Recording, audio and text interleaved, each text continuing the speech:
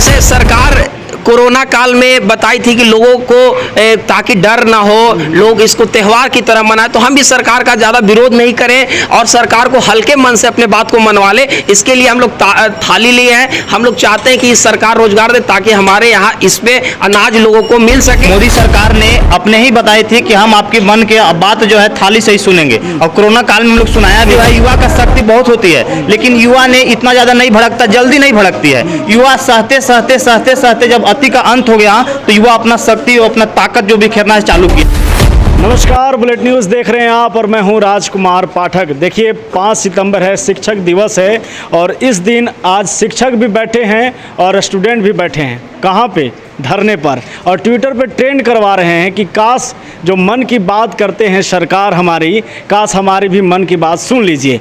एक ट्विटर पे ट्रेंड कर रहा था और जैसा कि मैंने आज से 2 दिन पहले एक खबर आपके बीच लाया था, 5 सितंबर है, लोग यहाँ पर मौजूद हैं, शिक्षक हैं, स्टूडेंट हैं और थाली और ताली लिए हुए हैं, बजा रहे हैं क्योंकि समय आ गया है।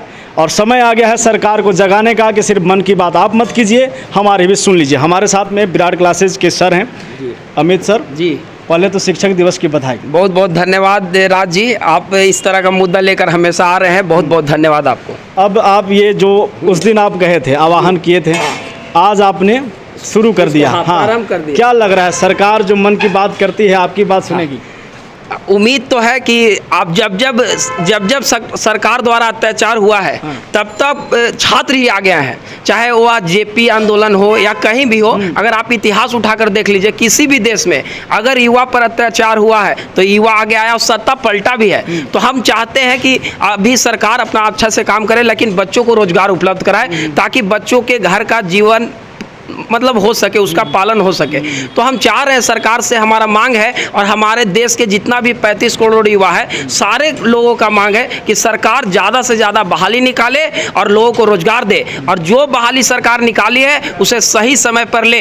आपको हम बता दें कि जब से युवा अपना कैंपेन शुरू किया है तब से बिहार के बहुत सारे एग्जामों का रिजल्ट आया है। 2016 का एग्जाम का रिजल्ट भी सरकार दिया है। देखिए, युवा ताकत इसको बोलते हैं। और जो बिहार SSC 2014 में फॉर्म भराई थी, उसका भी मेंस का डेट सरकार दी है। तो आप देख सकते हैं युवा का ताकत। और अब केंद्र सरकार को भी सुनना पड़ेगा और रोजगार से कम कुछ नहीं चाहेंगे। अगर बात करें तो ये आइडिया कहाँ से आया था कि ताली बजाएंगे और थाली बजाएंगे? जैसे सरकार कोरोना काल में बताई थी कि लोगों को ताकि डर ना हो, लोग इसको त्यौहार की तरह मनाएं, तो हम भी सरकार का ज़्यादा विरोध नहीं करें और सरकार को हल्के मन से अपने बात को मनवा ले। इसके लिए हम लोग थाली लिए हैं। हम लोग चाहते हैं कि सरकार रोजगार दे ताकि हमारे यहाँ इसमें अनाज लोगों को मिल सके और हर लोग, कोई भी भूखा ना सोए और सबका पेट भरे। हम यही मांग करते हैं सरकार से कम जो रोजगार है जितना है देश में, आप देख लीजिए हर विभाग में बहुत सारा रिक्त पद है। आप बताइए, बिहार में 4 लाख से ज्यादा पद रिक्त है।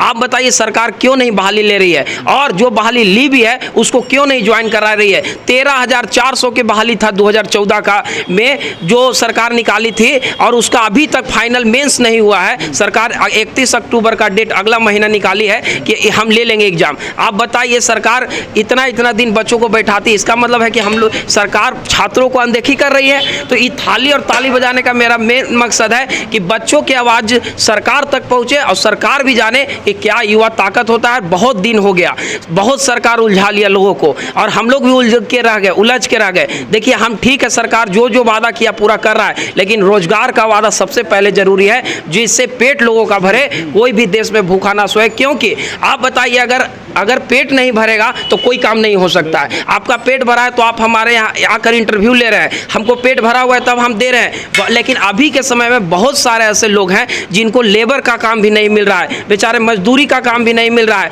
आप बताइए, जिसके पास स्थिति इतना खराब है कि सरकार स्थिति इतना खराब है कि लोगों को घर में एक दिन का खाना मिल रहा है, दूसरा दिन का सोचना पड़ रहा है कि कहाँ से आएगा। तो हम चाहते हैं, सरकार से एकदम नम्र निवेदन गोड़ पर रहे हैं कि सरकार जो बच्चों को साथ अन्याय कर रही है उसको बंद करे, नहीं तो सरकार को इसका खामियाजा भुगतना पड़ेगा। और नम्र निवेदन है प्रधानमंत्री जी से, मोदी जी से कि लोगों को रोजगार उपलब्ध कराए।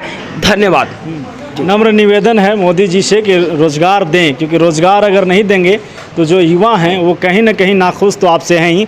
हमारे साथ में युवा हैं, थाली लिए हुए हैं, बजाइए ज़रा, दिखाइए सर सरकार को। हाँ, हम थाली बजा रहे हैं। यहाँ पे हम विराट क्लासेस में एक शिक्षक का काम करते हैं और हम भी अपने बच्चों के साथ थाली बजाने का काम किया। हमारा मुख्य उद्देश्य थाली बजाने का यह रहा कि शायद मोदी सरकार ने अपने ही बताई थी कि हम आपकी मन के बात जो है थाली से ही सुनेंगे, और कोरोना काल में हम लोग सुनाया भी था।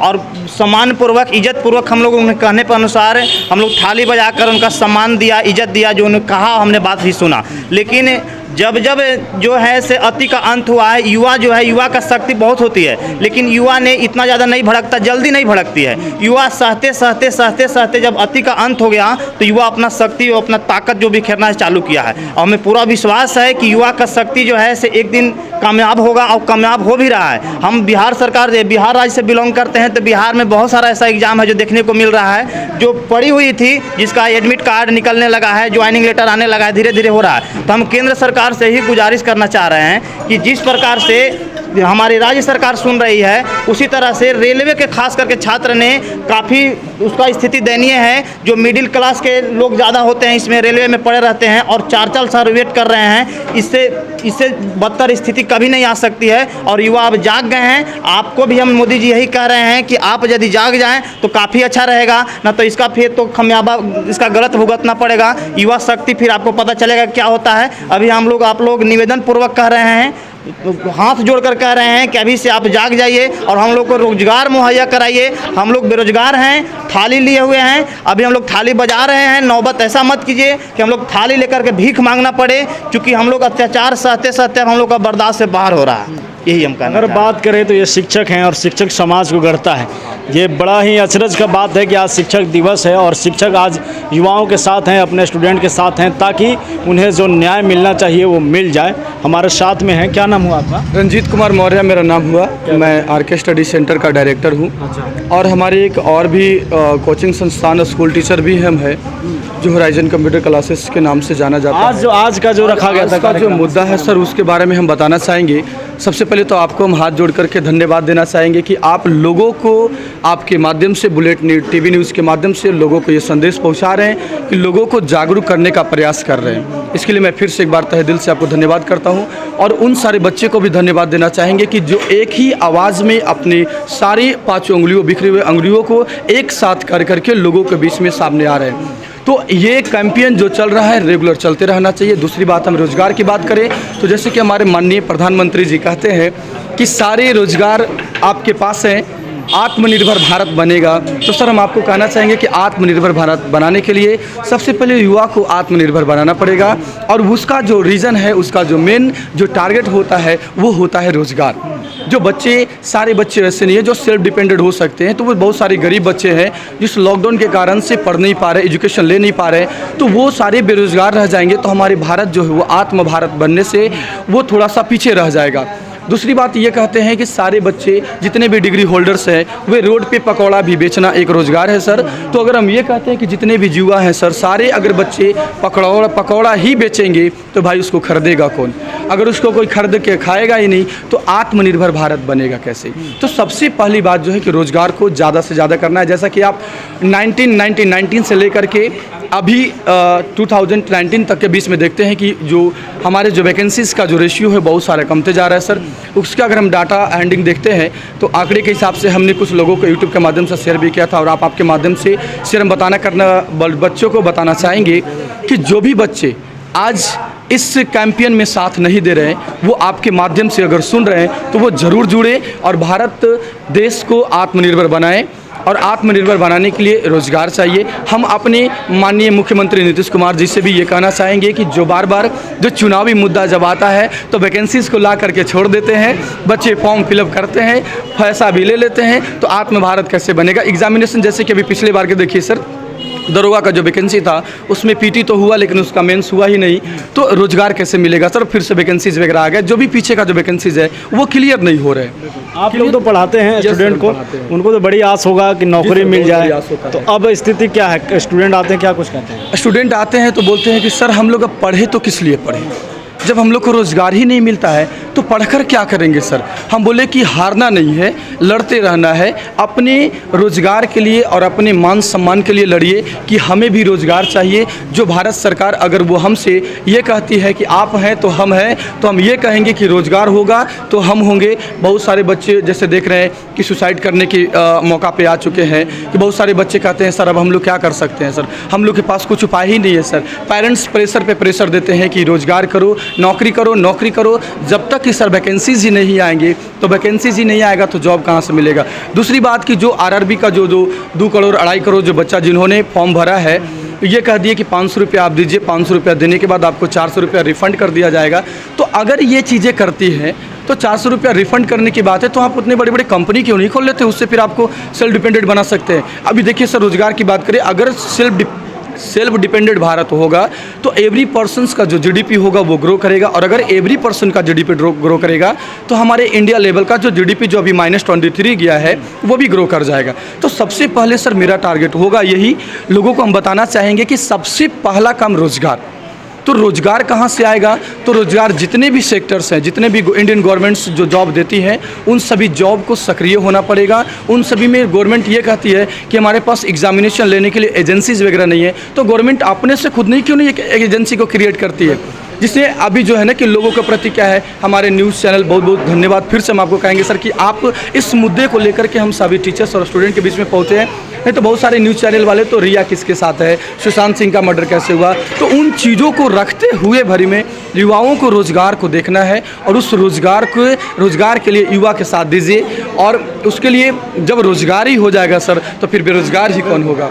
जब गवर्नमेंट का सेक्टर्स का जब नौकरी आ जाएगा तो बेरोज़गारी तो हट जाएगा सर। बिल्कुल, आप बेशक एसी की गाड़ी में बैठकर घूम लीजिए, लेकिन दर्द आप नहीं समझ पाइएगा उन युवाओं का जो तैयारी करते हैं एसएससी रेलवे में, ताकि सरकारी नौकरी जब लग जाए तो अपने घर की जो स्थिति है उसको सुधार सकें। हमारे साथ में हैं, क्या नाम हुआ आपका? मेरा नाम राजेश कुमार हुआ। आप ताली थाली क्यों बजा रहे हैं? ताली थाली बजा रहे हैं। हमारा जो 2019 में रेलवे ग्रुप डी का एग्ज़ाम भरवाए थे, फॉर्म भरवाए थे NTPC का, उसका अभी तक डेट नहीं लिया गया है, एग्ज़ाम नहीं लिया गया है।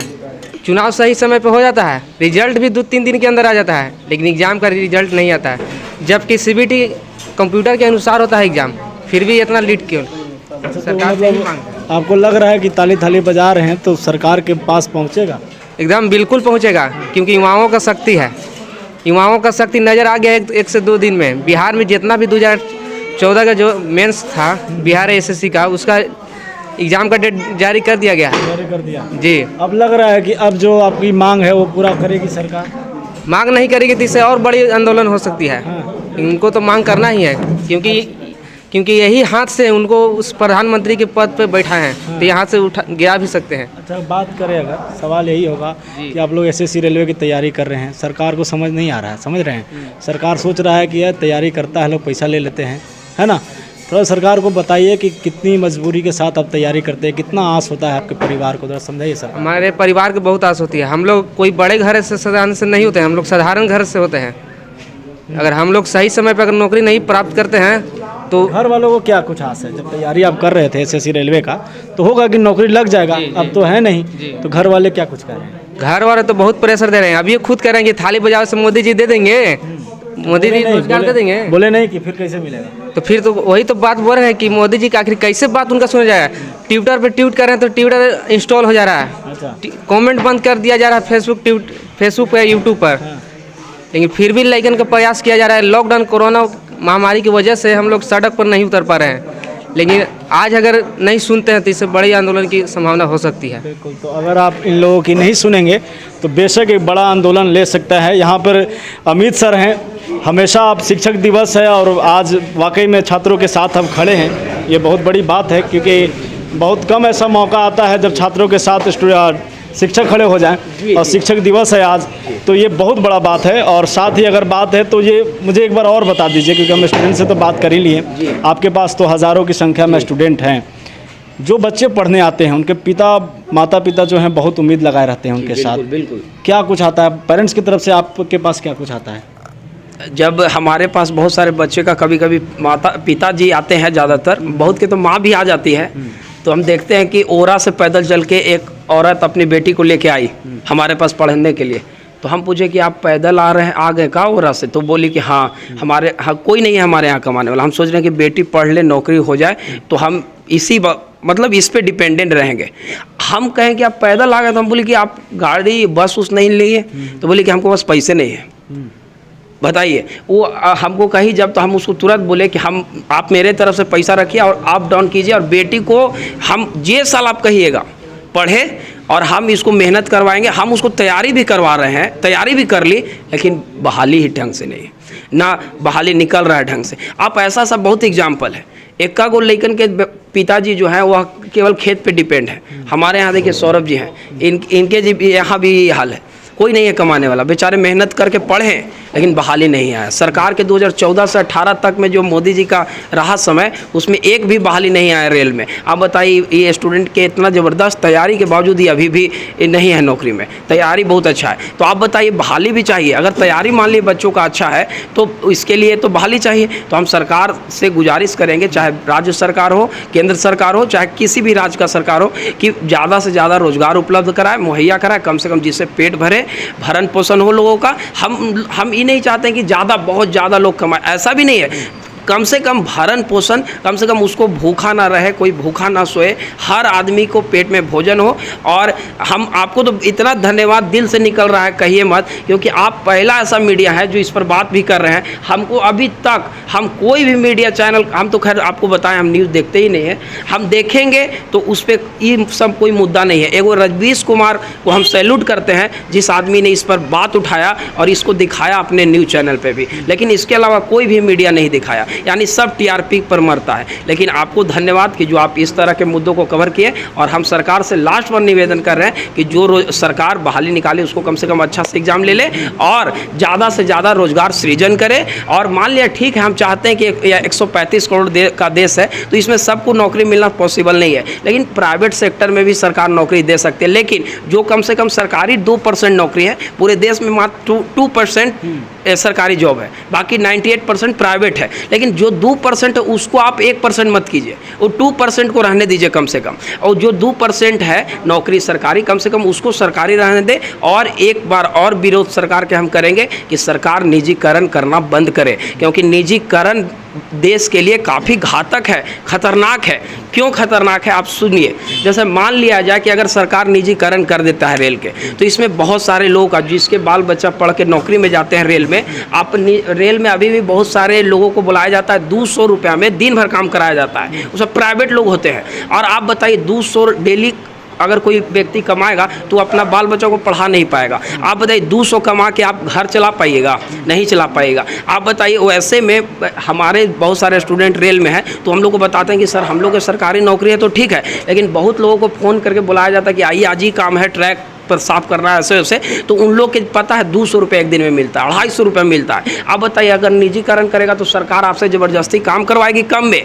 सरकार नहीं, जो कंपनी खरीदेगी वो ज़बरदस्ती आपको बहुत कम में कराएगी काम, और आपको पेमेंट देगी 8,000 10,000 जैसे। सरकार तो कह रही है कि फैसिलिटी मिल जाएगा इसमें। जैसे फैसिलिटी मिलेगा। आप एक बात हमको बताइए, ठीक, कि मान लिया जाए कि लाख आप फैसिलिटी दे दें, लेकिन आप उसका मूल्य भी तो बढ़ाइएगा। जैसे मान लिया जाए कि आप अभी तेजस एक्सप्रेस चल रहा था, जो पहला प्राइवेट ट्रेन था देश का, आप बताइए उसमें उसका भाड़ा और आम जो रेल है उसका भाड़ा में आपको आसमान ज़मीन का फ़र्क मिलेगा। तो आप बताइए, क्या गरीब आदमी जो यहाँ से किसी को पटना जाना होता है, आप सुबह सुबह इंटरसिटी धरते हैं, मात्र 90 रुपये, अभी शायद 100 रुपये है, 75-80 रुपये है। आप बताइए 75-80 रुपये में आप पटना पहुंच जाते हैं। अगर यह निजीकरण हो जाएगा तो लोगों को पटना जाने के लिए कम से कम 500 भाड़ा देना होगा। आप बताइए कि सरकार को क्या चाहिए कि जो चीज़ सरकारी है कम से कम उसको बचा के रखे, और सरकारी क्यों ना फैसिलिटी बढ़ाए।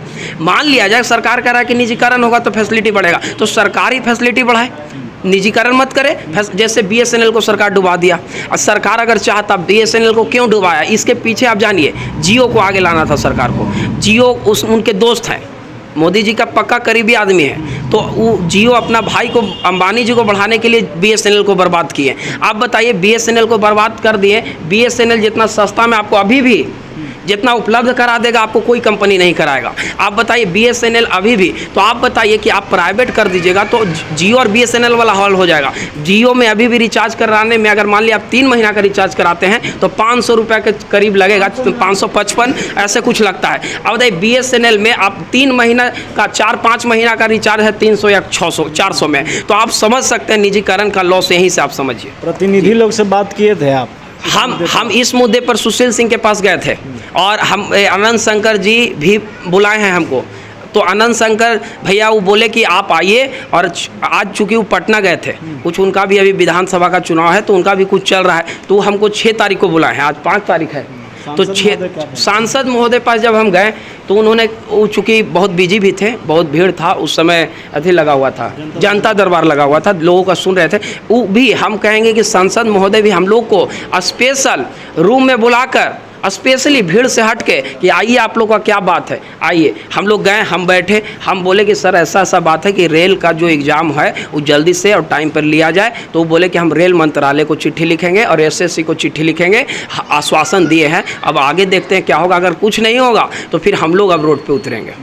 ये बलिदान है साहब, ये बलिदान है। जब कोई आता है एक उम्मीद के साथ इनके पास पढ़ने, और उनकी माता पिता पैदल चलकर जब इनके पास आ जाते हैं और कहते हैं कि ये बेटी मेरी पढ़ेगी तब नौकरी मिलेगा तो शायद मेरा घर का खर्चा चल जाएगा, और ये कहते हैं कि मेरे से पैसा ले लीजिए। ये बलिदान है एक शिक्षक का उन बच्चों के लिए कि लगातार ये खड़े हैं उनकी आवाज़ बन करके। यहाँ पे जितने स्टूडेंट हमको दिख रहे हैं, सड़कों पर दिख रहे हैं, एक उम्मीद के साथ हैं कि काश हमको नौकरी मिल जाए सरकारी, ताकि मेरे घर का जो खर्चा है वो चल जाए। ये एक बड़ी बात है जब एक गरीब इंसान एक उम्मीद लगाए रखता है सरकारी नौकरी के साथ। आप नहीं समझेंगे क्योंकि ऐसी में बैठे होंगे आप, और शायद इसी जनता और इसी युवाओं के वोट के साथ आप वहाँ पहुँचे हैं, लेकिन इनके दर्द को आप नहीं महसूस कीजिएगा। उम्मीद है कि महसूस आप कर लीजिए, क्योंकि ये लोग हो सकता है कि बड़े मायने रखते हैं आपके वोट के लिए, आगे जाकर के आप ही को परेशानी दे देंगे। तो समझ जाइए समय पर, नहीं तो बाद में जब ये जहाँ जाएंगे हम तो यहाँ पहुँच ही जाएंगे, और उम्मीद है कि ये समझा भी देंगे। बने रहिए हमारे साथ, देखते रहिए बुलेट न्यूज़। बहुत बहुत धन्यवाद।